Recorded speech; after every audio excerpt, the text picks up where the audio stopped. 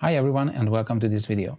My name is Роберт and I'm the General Director of Studies at ILS. Today we are going to talk about models of ability and permission. In the first part of the video, we are going to focus on models of ability. There are a couple of them. For example, can.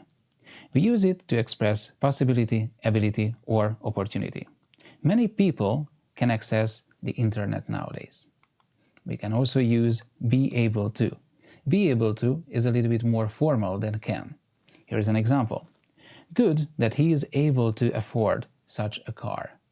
And for past opportunities and past ability, we can use could or was able to. I could swim when I was 5, or I was able to swim when I was 5. Let's have a better look at can and can't.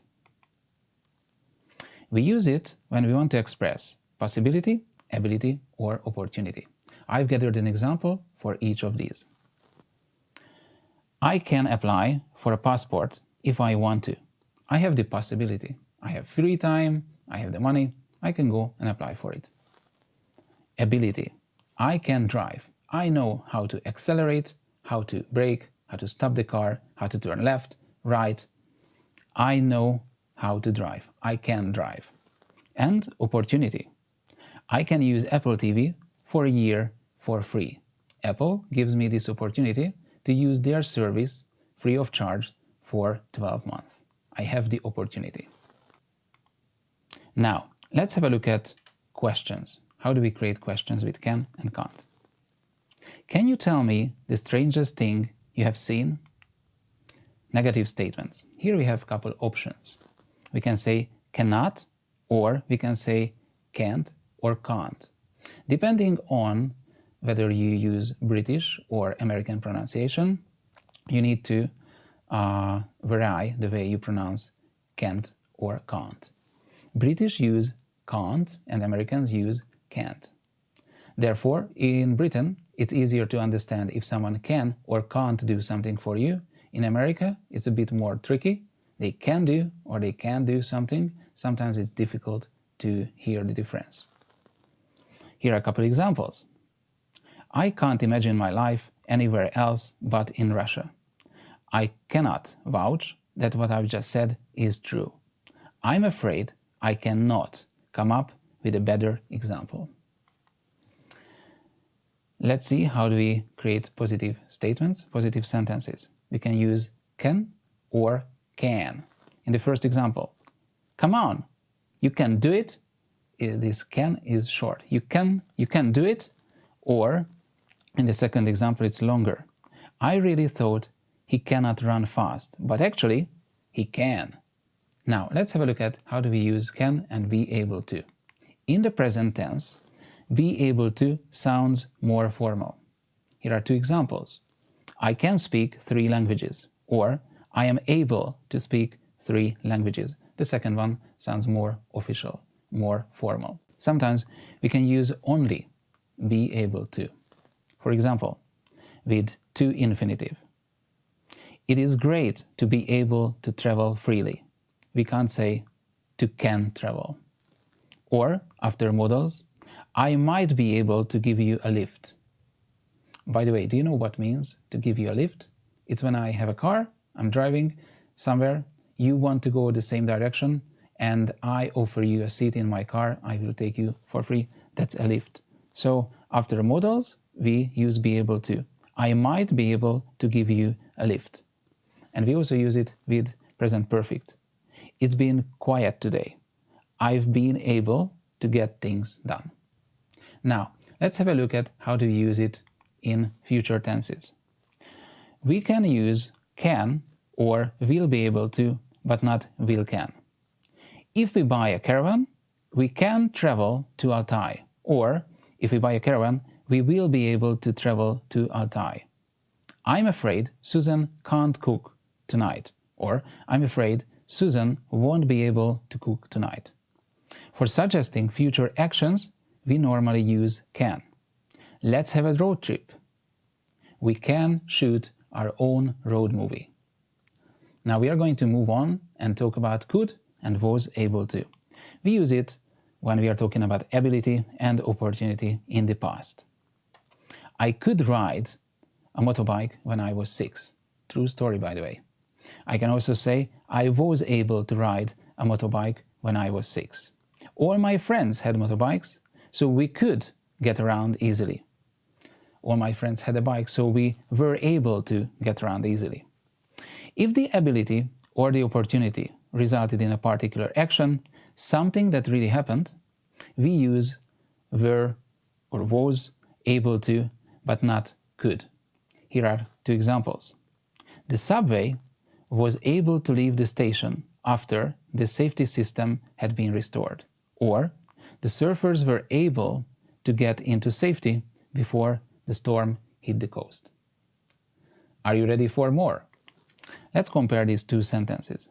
John could walk when he was 2. That's a past ability. He had the ability to walk when he was 2 years old. John was able to walk to school alone. That's a past action. He did that in the past. Negatives and questions. We can use both of them. So we can either use could or was able to when we are talking about questions or negative statements. The safety system broke, so the subway couldn't or wasn't able to leave the station. There was a blizzard, so I couldn't or I wasn't able to drive fast. And could you or were you able to call a taxi last night? For senses and thinking, we normally use could. Here are some examples. I couldn't smell anything after catching COVID, said Jason. We could hear the lions roaring during the night. Or, James couldn't understand what was going on. Now, we are going to move on and talk a little bit about modals of permission. What should we know about them? We can ask permission. For this, we use can, could, and may. Here are a couple examples. Can I have some water, please? Could I borrow your car for a day? Or may I see your passport, please? Could sounds a little bit more polite than can. May is rather formal. This is something you may hear at the airport, for example, when you get to passport control. Then you can give permission using can, may, but not could. Here are examples. You can come back later if you like. Could I ask for a pen? Of course you can.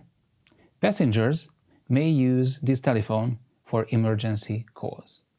And I have gathered a couple funny laws to talk about refusing permission. For this we use can't, may not, must not, but we cannot use couldn't. Here are the examples. In Pennsylvania, you can't catch a fish with your mouth. In Minnesota, airplanes may not be landed in city parks. And in North Carolina, bingo sessions must not last longer than 5 hours. I hope that these funny examples will help you to memorize these rules. Now, talking about permission, rules that someone else created. Let's divide it into 3 scenarios when we are talking about the past, the present, and the future. I've gathered examples to demonstrate all of these. Past. In the past, everyone could smoke everywhere. Or, we weren't allowed to go to restaurants during the quarantine. In present, we can say, each employee can invite 2 guests for the Friends and Family Day. Or, employees are allowed to invite 2 guests. And for future, we can use will be allowed, such as we will be allowed to invite 3 guests next year. Last but not least, let's compare may and be allowed to. May I take a photo of you? This means, am I allowed to take a picture of you? Will you allow me? And the second one, be allowed to. Are we allowed to take photos? What is the rule? I want to know in general, are we allowed to take photos or not?